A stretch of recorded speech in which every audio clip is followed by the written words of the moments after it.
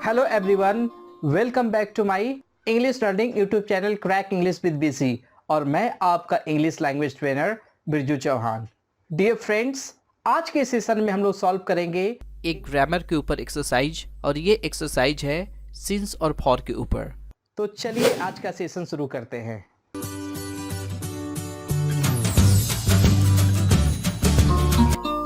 Hello friends, आज के session में हम लोग एक ग्रामर के ऊपर एक्सरसाइज सॉल्व करेंगे और ये एक्सरसाइज है सिंस और फॉर के ऊपर। हमारे पास 10 सेंटेंसेस दिए गए हुए हैं और हमें उन सेंटेंसेस में फील करना है सिंस और फॉर, यानी हमें सेंटेंस के सिचुएशन के अनुसार बताना है कि किस सेंटेंस में सिंस का यूज होगा और किस सेंटेंस में फॉर का यूज होगा। ये रहे 10 सेंटेंसेस।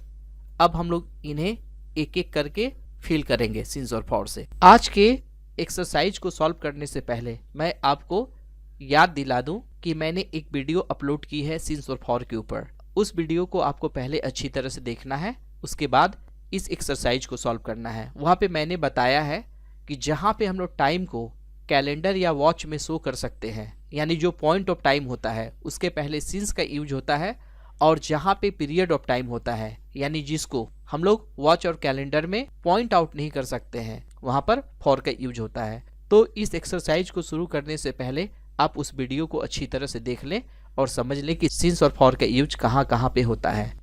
तो हमारे पास ये रहा sentence number 1, I have been teaching ... July 2005। तो यहाँ पे देखिए हमारे पास एक ईयर दिया हुआ है 2005 और 2005 को हम लोग कैलेंडर में देख सकते हैं, इसलिए इस सेंटेंस के साथ सिंस का यूज होगा। तो इस तरह से सेंटेंस होगा I have been teaching since July 2005। अब इसके बाद हम लोग क्वेश्चन नंबर 2 को देखते हैं और ये रहा question number 2। She lived in Paris ... 2 years।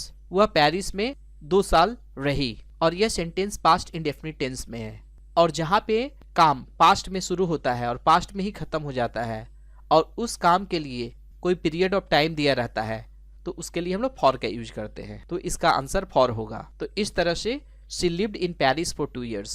अब इसके बाद हम लोग क्वेश्चन नंबर 3 को देखते हैं। ये रहा question number 3। Rita has been studying ... 3 hours, now she is tired. यानी सेंटेंस को पढ़ कर ही लग रहा है कि रीता 3 घंटे से पढ़ रही थी, और इस सेंटेंस में देखिए जो 3 hours है इसे हम लोग घड़ी में नहीं दिखा सकते, इसे हम लोग वॉच या कैलेंडर में नहीं दिखा सकते, क्योंकि वॉच में 3 AM या PM दिया रहता है, यानी 3 o'clock दिया रहता है, 3 hours नहीं दिया रहता है। तो इस तरह से जो 3 hours यहाँ पे है यह एक पीरियड ऑफ टाइम है, और पीरियड ऑफ टाइम के साथ हम लोग फॉर का यूज करते हैं, तो इसलिए यहाँ पे इसका आंसर फॉर होगा। तो सेंटेंस होगा Rita has been studying for 3 hours, now she is tired. अब इसके बाद हम लोग क्वेश्चन नंबर 4 को देखते हैं और ये रहा question number 4। My friend has been ill ... a long time. यानी कहने का मतलब है मेरा दोस्त बहुत समय से बीमार है। तो यहाँ पे ये नहीं बताया गया है कि कौन सा लंबा समय, कौन सा साल, कौन सा महीना, कौन सा दिन। यहाँ पे सिंपली एक पीरियड ऑफ टाइम को बताया गया है कि लंबे समय से, यानी इस समय को हम लोग वॉच और कैलेंडर में नहीं शो कर सकते, इसलिए यहाँ पे फॉर का यूज होगा। तो इसलिए इसका आंसर फॉर होगा। तो हमारे पास सेंटेंस है my friend has been ill for a long time. अब हम लोग नेक्स्ट सेंटेंस को देखते हैं। ये रहा question number 5। It has been raining ...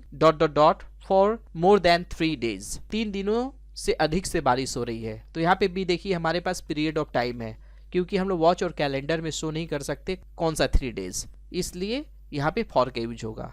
तो करेक्ट आंसर है फॉर। तो सेंटेंस होगा it has been raining for more than 3 days।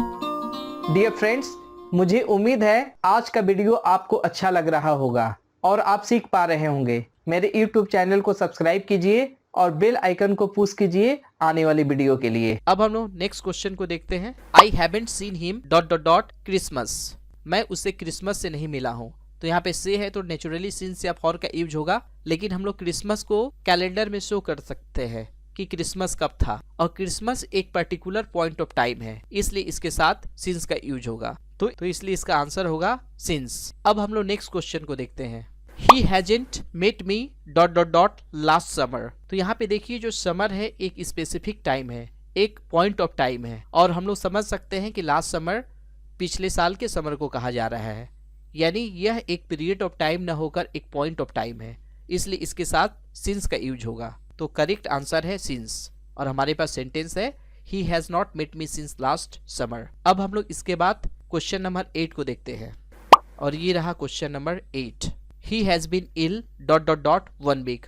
वह 1 सप्ताह से बीमार है। तो देखिए यहाँ पे 1 वीक एक पीरियड ऑफ टाइम है, क्योंकि हम लोग कैलेंडर या वॉच में नहीं डिफाइन कर सकते हैं, पॉइंट नहीं कर सकते हैं कि कौन सा 1 सप्ताह, इसलिए इस सेंटेंस में फॉर का यूज होगा। तो इसलिए इसका आंसर फॉर होगा और सेंटेंस होगा he has been ill for 1 week. अब हम लोग इसके बाद नेक्स्ट क्वेश्चन को देखते हैं और ये है क्वेश्चन नंबर 9।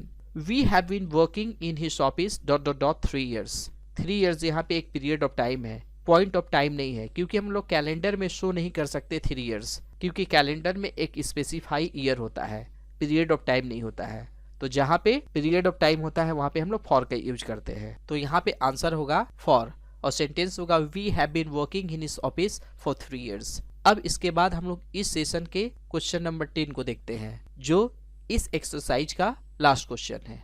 ये रहा question number 10। It has been raining dot dot dot 10 AM। तो देखिए 10 AM हम लोग इसे वॉच में देख सकते हैं कि 10 AM कौन सा समय होता है, इसलिए यह एक पॉइंट ऑफ टाइम है और इसके साथ सिंस का यूज होगा।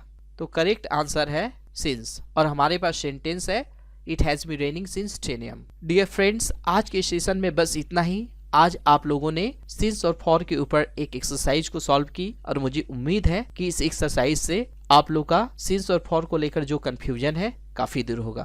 डियर फ्रेंड्स, आज के सेशन में बस इतना ही।